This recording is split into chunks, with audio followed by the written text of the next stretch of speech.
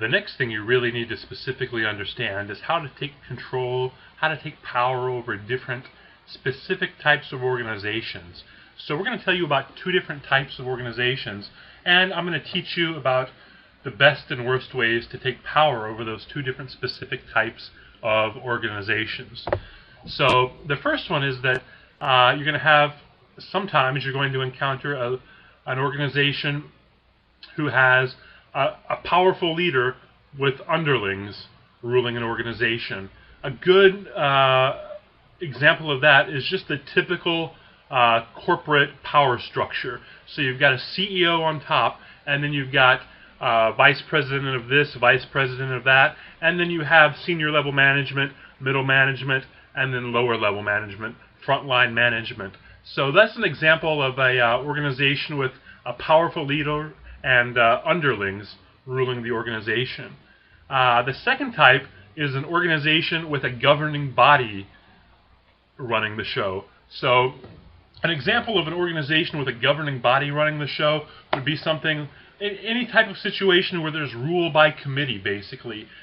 You've got a committee running things, you've got a group or a council of people running things, you've got a board of directors, something like that. Those are examples of an organization with a governing body that's running the show.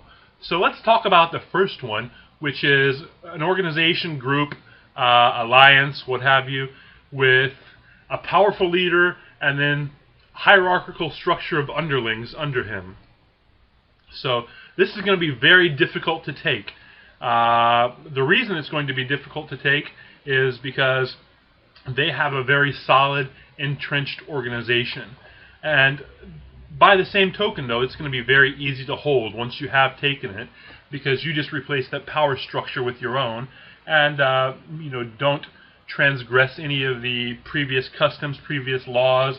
Don't change people's money, their income, whatever, and don't make any serious transgressions against people, and you're going to be able to hold this pretty easily. The second type is an organization with a governing body, a council, a group of elite people, a committee, something like this, a board of directors maybe running the show. This is going to be easy to take, but it's almost impossible to hold. And one of the reasons it's going to be impossible to hold is because you've got so many people that will make a claim to power in the future, who might rise up against you and make a claim to power, that it's going to be very, very difficult to hold this. Each of those people is going to have their own loyal factions and so on. So ultimately, you want to go probably, if you're thinking strategically, if you have a choice between two different types of groups, you probably want to go with the top-heavy sort of hierarchical corporate model where you've got like a CEO, a president, a strong central figure with an obvious chain of command below him. That's going to be difficult. It's going to be a harder fight, but it's going to be much easier to hold in the long term. By contrast, an organization with a governing body, a committee, what have you, is going to be easier to take, but it's going to be almost impossible to hold for the long term.